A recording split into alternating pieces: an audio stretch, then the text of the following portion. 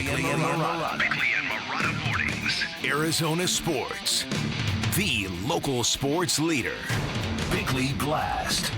Not everybody was happy that Budda Baker signed a big contract extension with the Cardinals. To quote one football fan who posted a comment under a news story, "Dude could have signed with the Bills in March and changed his career. Now he's stuck in mediocrity for the rest of it."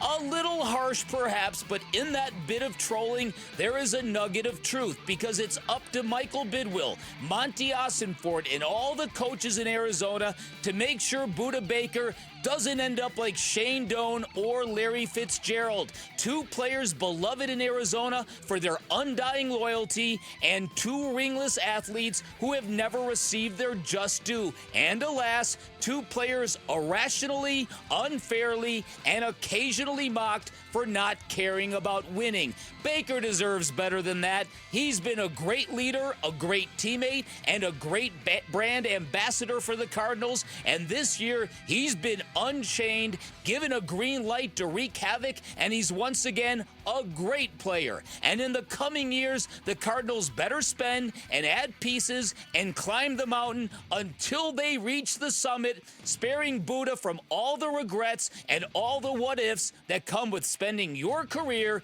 in Arizona. All right, today's Bickley Blast brought to you by my great friends at Chapman BMW, who make luxury attainable. Find them online at chapmanbmw.com. You know, I have a very good faith in God. I'm a Christian growing up, and for me personally, whatever God has in store for me that's what my destiny is. So it's that easy. Just take it one day at a time. I have a tattoo on my arm that says each day is not promised. So live to your fullest each and every day, whether that's at work, at home, how you treat your spouse, how you treat your kids, how you treat other people. And that's my main goal each and every day, because I'm not promised the next. That was Budda Baker back in July with Burns and Gambo on this very radio station during training camp, talking about being able to compartmentalize the contract talk, which has been going on for a while. We can rewind a little bit, and Budda Baker last year requesting a trade that never came to fruition. Thankfully, played a pretty good season last year, has been remarkable this year. 142 tackles through 14 games is just an unbelievable number to average over 10 tackles per game. But now you see the fruits of that, being able to compartmentalize it, and then basically, as I said before, Bick, making it a no-brainer for the Cardinals front office. Yeah. This is a guy we need to take that next step. 3-year contract, $18 million per. A lot of happy people in Cards land today. I saw some of the reaction, too. You know who's also very upset at Budda Baker re-signing with the Cardinals? Eagles fans. Eagles fans have been lusting over Budda Baker for about 3 years. Yeah. You can't have him. No, you can't have him. Not yet. But again, he's that kind of a player. He's that special kind of player. I think the closest comp to when Budda's at his best is Troy Polamalu, the kind of guy that shot the gun, if you will. That's football part, metaphorically speaking. Who shot the gun, who shoots the gun, meaning you shoot a gap, you make a play, you put yourself on the line, and you tackle the ball carrier. Troy Polamalu was famous for anticipating snap counts, leaping over the offensive line into the quarterback just as he got the ball. Yeah. Those are plays that if you don't pull those off, you look really stupid, and you put your team in a real bad place. But Budda Baker has gotten the trust of this coaching staff to operate on his instincts and to make those plays. And he's uncanny at it, at shooting a small little gap and making the tackle. How many times do you see defensive backs, cornerbacks, safeties in the NFL shoot that gap? They can't make the tackle. That rarely happens with Budda. No, he's not batting 1,000, obviously, but more often than not, he's going to make that play because the instincts are so strong. And he brings an element to the football team that makes a football team greater than the sum of its parts, or greater than the individual parts, and that is fearlessness. You see it with Cam Scadaboo and the Sun Devils. You see it with James Conner on the offensive side. Budda Baker, along with others, bring that fearless mentality that really enhance the perceived toughness of a football team from the outside and the inside. It works both ways. Yeah. Teams begin to fear you when you play fearlessly because they know, like Honey Badger, they don't care. Yeah, it's an inspiring way to play football. It is. And it's a lot of fun to watch. Now, extrapolating this now through the 2027 season, Budda Baker scheduled to be in Arizona. He's already in his 8th year with the Cardinals. Mm-hmm. That would put him over a decade of tenure in Arizona. Mm-hmm. You got to start talking about Budda Baker as one of the greatest Arizona Cardinals of all time, don't you? Yeah. If you're not already. And per my blast, though, also you don't want this guy to be kind of mocked for his loyalty to a lost cause. Larry Fitzgerald. And Shane Doan. Shane Doan, yeah. I mean, and those are extreme cases because they got well past a decade each of service to their respective organizations. But there are humpish sports fans who have made fun of both Larry Fitzgerald and Shane Doan for not going elsewhere, for not leaving and going and playing on a winning team. Patriots fans have mocked Larry Fitzgerald for never coming to them. Isn't that crazy that loyalty can be mocked? That's it.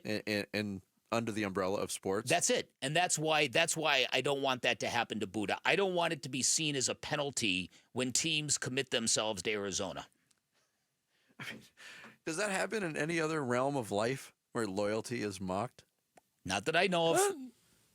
There's You're judged if you're an athlete. You're judged by jewelry, unfortunately. Yeah. And if you're not singular in pursuit of that championship, then your intentions are mocked. Randy Johnson was mocked for choosing the Diamondbacks. Oh, he doesn't want to win. He doesn't care.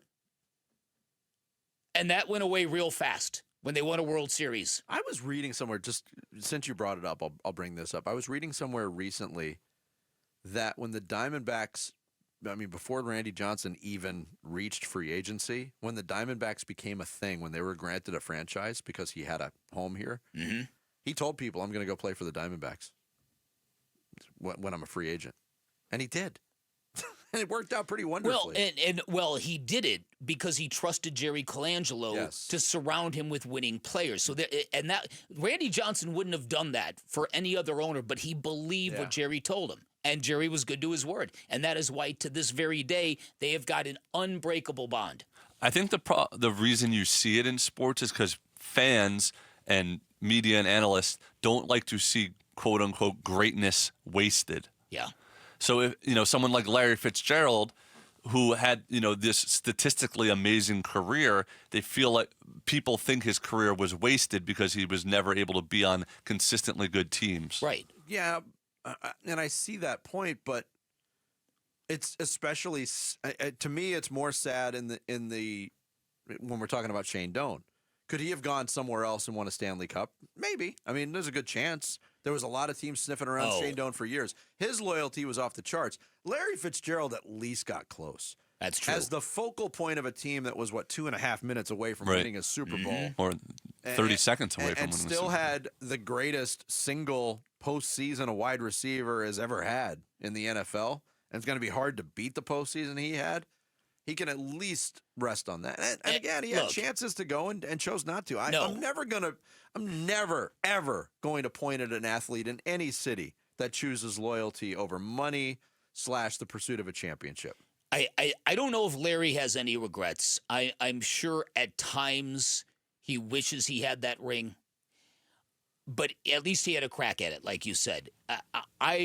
I really believe Shane Doan would have to be otherworldly to not have regrets about not leaving this franchise, particularly how dirty they did him on a few occasions near the end. Yeah. Right? Yes. It's a great point. But, Shane Doan is kind of otherworldly, isn't he? Woo! I'm sorry. Woo. Thanks for watching Bickley and Murata. Click to see the latest Bickley Blast and hit the button in the middle to subscribe to Arizona Sports.